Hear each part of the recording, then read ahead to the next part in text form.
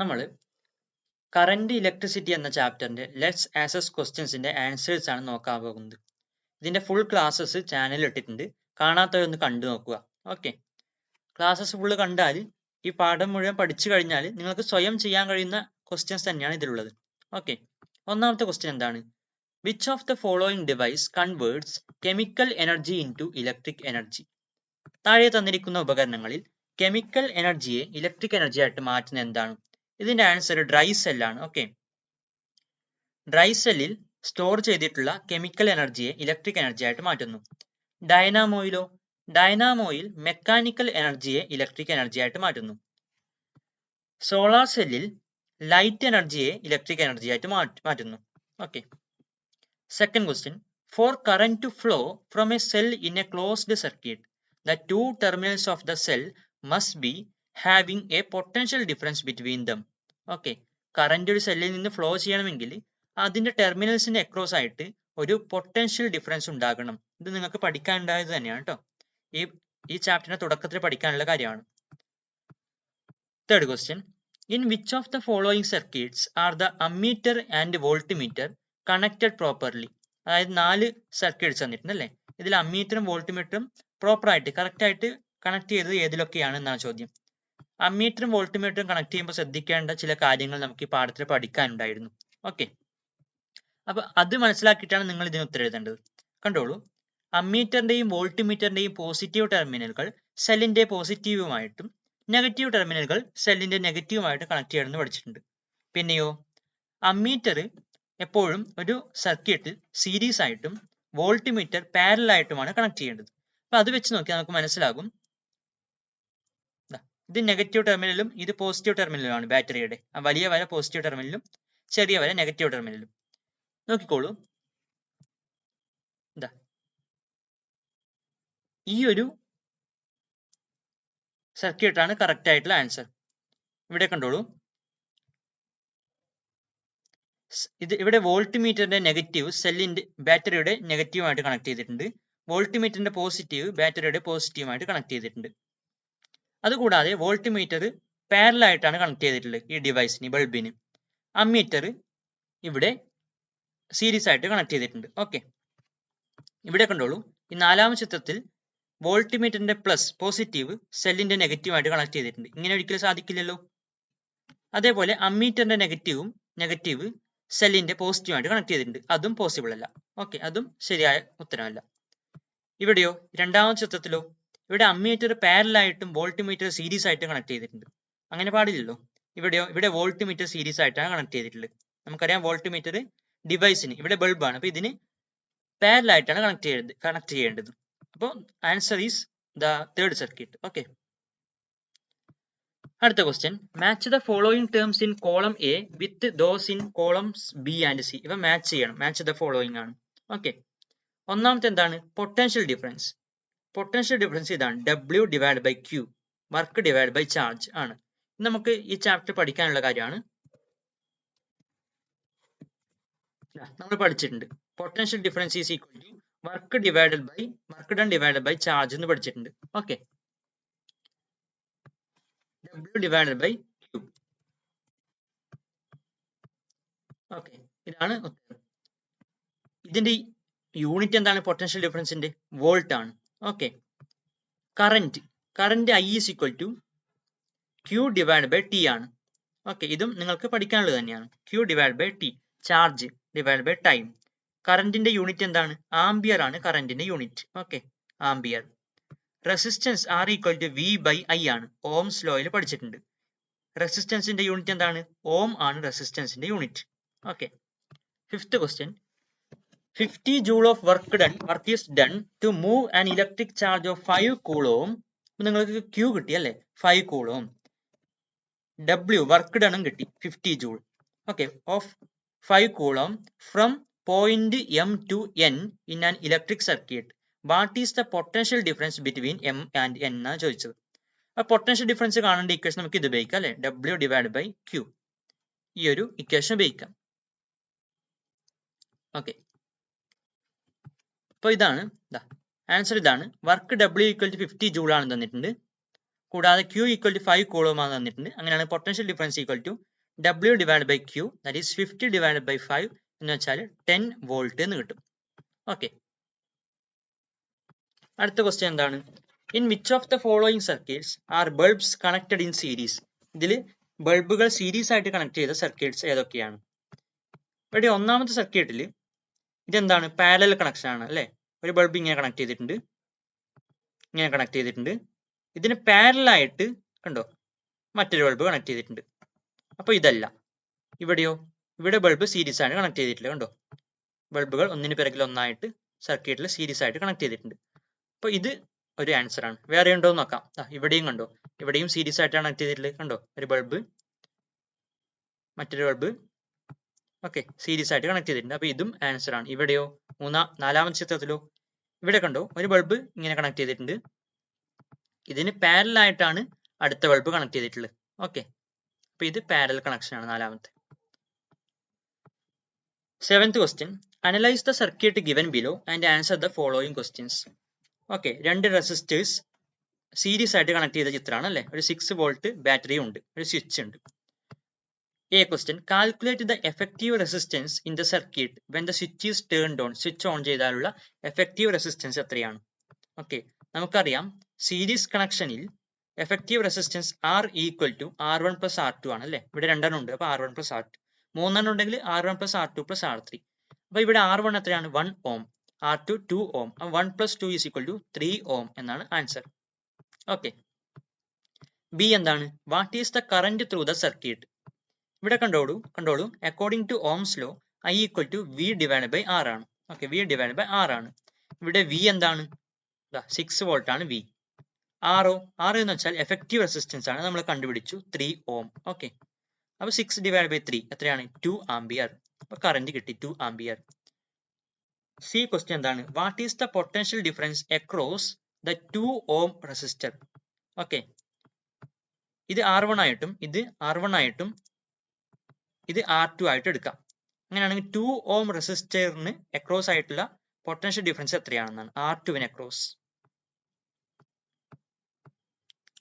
Okay, ഇതൊക്കെ നമ്മൾ പറഞ്ഞതാണ്. 3 ഓം എന്ന് പറഞ്ഞു. സി ക്വസ്റ്റ്യൻ ആണ് നമ്മൾ ഡിസ്കസ് ചെയ്യുന്നുണ്ടായിരുന്നത്. ഓക്കെ, സി പറഞ്ഞു, സോറി സി ആണ് പറയുന്നുണ്ടായത്. അപ്പൊ R2വിന് അക്രോസ് ഉള്ള പൊട്ടൻഷ്യൽ ഡിഫറൻസ് V2 ആയിട്ട് എടുക്കാം. നമുക്കറിയാം ഓം നിയമം അനുസരിച്ച് V ഈക്വൽ ടു IR ആണ്. അപ്പൊ V2 is equal to I2 R2. പക്ഷെ ഇവിടെ സീരീസ് കണക്ഷനിൽ I എന്നത് മാറുന്നില്ലല്ലോ, സെയിം ആണല്ലോ. അപ്പൊ I എന്ന് മാത്രം എഴുതിയാൽ മതി. V2 is equal to IR2. I എത്രയാണ്? നമ്മൾ കണ്ടുപിടിച്ചല്ലേ. ബി ക്വസ്റ്റ്യൻ ആൻസർ ആയിട്ട് നമ്മൾ പറഞ്ഞതാണ് 2 ആംപിയർ. എന്ന് വെച്ചാൽ I മൾട്ടിപ്ലൈഡ് ബൈ R2 എന്ന് വെച്ചാൽ 2 മൾട്ടിപ്ലൈഡ് ബൈ R2 എത്രയാണ്? 2. ഓക്കെ, കണ്ടോ R2 2 ആണല്ലോ. I മൾട്ടിപ്ലൈഡ് ബൈ R2 എന്ന് വെച്ചാൽ 2 multiplied by 2 that is 4 volt.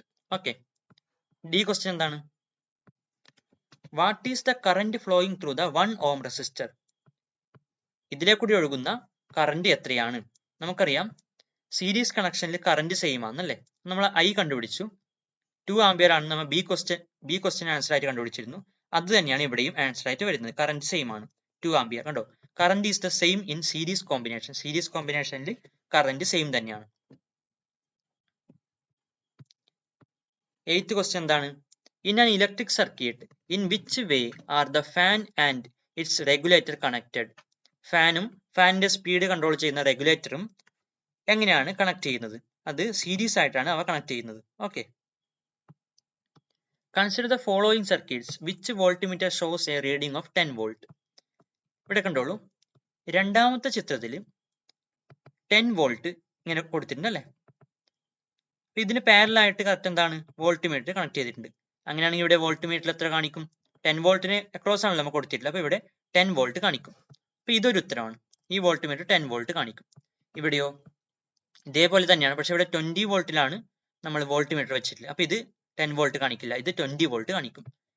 ഇനി ഒന്നാമത്തെ സർക്യൂട്ട് നോക്കാം. ഇവിടെ സീരീസ് കണക്ഷൻ ആണ് അല്ലെ, രണ്ട് റെസിസ്റ്റേഴ്സ് സീരീസ് ആയിട്ട് കണക്ട് ചെയ്തിട്ടുണ്ട്. ഇവിടെ V എത്രയാണ്? 10 വോൾട്ട് ആണ്. R എഫക്റ്റീവ് റെസിസ്റ്റൻസ് എങ്ങനെ കണക്കാക്കാം? സീരീസ് കണക്ഷൻ ആണ്. R equal to R1 plus R2 ആണ്. R1 10 ആണ്, R2 10 ആണ്. അപ്പൊ 10 plus 10 equal to 20 ohm effective resistance കിട്ടി. ഇനി ഈ സർക്യൂട്ടിലൂടെ ഉള്ള കറന്റ് കണക്കാക്കാം. ഓംസ് ലോ അനുസരിച്ച് I equal to V divide by R ആണ്. V എന്ന് വെച്ചാൽ 10 ആണ്, R എന്ന് വെച്ചാൽ 20 ആണ്. അപ്പോൾ 10 ഡിവൈഡ് ബൈ 20 എന്ന് വെച്ചാൽ എത്രയാണ്? 0.5 ആംപിയർ ആണ്. 1 ഡിവൈഡ് ബൈ 2 അതായത് 0.5 ആംപിയർ ആണ്. ഓക്കെ, 10 ഡിവൈഡ് ബൈ 20 എന്ന് വെച്ചാൽ 0.5 ആംപിയർ. കറന്റ് കിട്ടി. ഇനി ഈ വോൾട്ട് മീറ്ററിൽ എത്ര റീഡിംഗ് കാണിക്കുന്നു എന്ന് നോക്കാം. അതായത് R1 ഈ 10 ഓമിന് അക്രോസ് എത്ര പൊട്ടൻഷ്യൽ ഡിഫറൻസ് കാണുന്നുണ്ട് എന്ന് നോക്കാം. നമുക്കറിയാം V ഈക്വൽ ടു IR ആണ്. ഇവിടെ R1 അക്രോസ് ഉള്ള പൊട്ടൻഷ്യൽ ഡിഫറൻസ് കാണുമ്പോൾ V1 ഈക്വൽ ടു IR1 എന്ന് വെച്ചാൽ I എത്രയാണ്? 0.5 ആണ്. Multiplied by R1 equal to 10 ആണ്. ചെയ്താൽ നമുക്ക് കിട്ടും 5 വോൾട്ട്. അപ്പോൾ ഇത് ആൻസർ അല്ല, അല്ലേ? ഇനി ഇതേപോലെ നാലാമത്തെ ഫിഗർ നോക്കാം. ഇവിടെ V2 എത്രയാണെന്ന് കാണേണ്ടത്, അല്ലെ? ഈ R2 അക്രോസ് എത്രയാണ് വോൾട്ട് പൊട്ടൻഷ്യൽ ഡിഫറൻസ് കാണുന്നത് എന്ന്. ഇവിടെ ചെയ്ത അതേപോലെ തന്നെയാണ്, ജസ്റ്റ് വാല്യൂസ് വ്യത്യാസം ഉണ്ട് എന്ന് മാത്രമേ ഉള്ളൂ. Okay, V equal to 20 volt ആണ്, R equal to R1 plus R2 അതായത് 20 ഓം ആണ്, I equal to V divide by R 20 divide by 20 അതായത് 1 ആംപിയർ ആണ്. ഇവിടെ V2 ആണ് കണ്ടത്, അല്ലെ? ഇവിടെയല്ലേ വോൾട്ട്മീറ്റർ കണക്ട് ചെയ്തിട്ടില്ല. V2 is equal to IR2 എന്ന് വെച്ചാൽ I1 ആണ്, മൾട്ടിപ്ലൈ ബൈ R2 10 ആണ്, 10 വോൾട്ട് കിട്ടും. അപ്പൊ ഇത് ഒരു ആൻസർ ആണ്. അപ്പൊ രണ്ട് സർക്യൂട്ട്സിലാണ് വോൾട്ട് മീറ്ററുകൾ 10 വോൾട്ട് കാണിക്കുന്നത്. 10th question. A wire of length 50 cm has a resistance of 5 ohm. If the length is doubled by stretching, അതായത് അതിനെ വലിച്ചിട്ട് അതിന്റെ ലെങ്ത് എന്താണ്? ഇരട്ടിയാകുന്നു. ഇത്രയൊക്കെ ഉണ്ടായിരുന്ന ആ വയർ എന്താണ്? വലിച്ചു നീട്ടിയിട്ട് ഇരട്ടി നീളമുള്ളതാക്കുന്നു. അപ്പൊ സ്വാഭാവികമായിട്ട് അതിന്റെ തിക്നെസ് കുറയില്ലേ, അല്ലേ? നിങ്ങൾക്കറിയാം, ഒരു റബ്ബർ ബാൻഡ് ഒക്കെ പിടിച്ചു വലിക്കുമ്പോൾ അതിന്റെ തിക്നെസ് കുറഞ്ഞു വരും, അല്ലേ?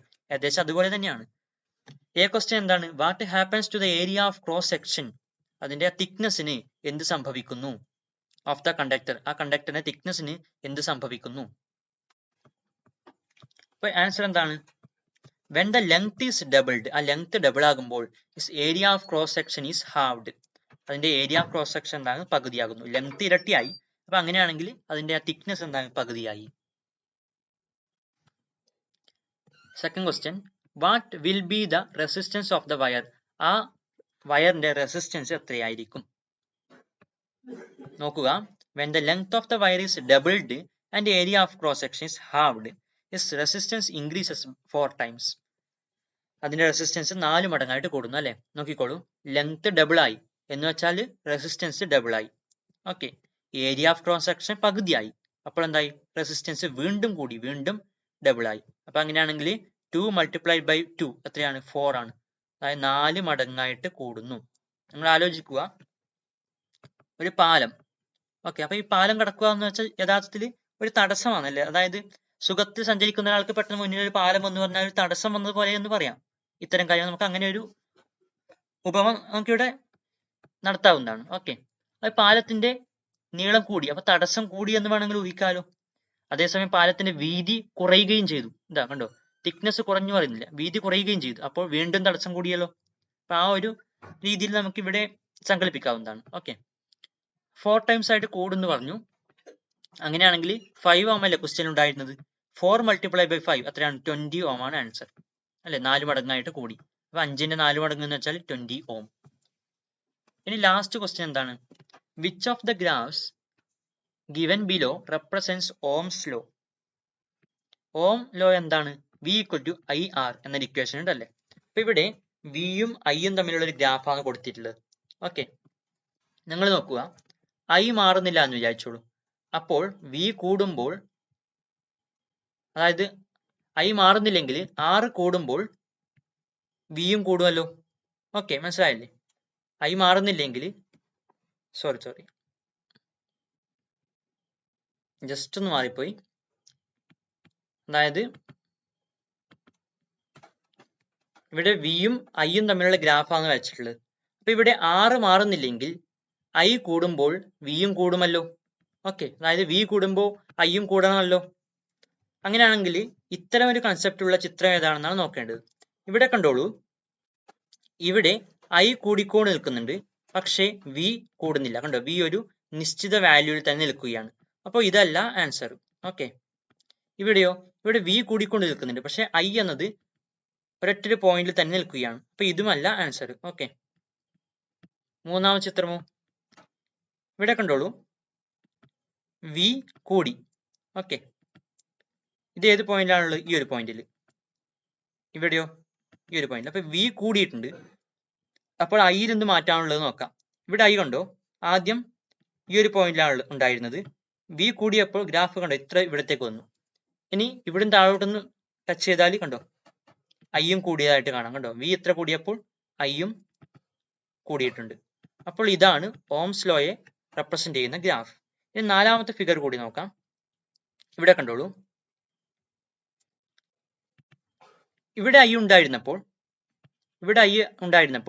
വി ഇവിടെയാണ് ഉള്ളത് അല്ലെ.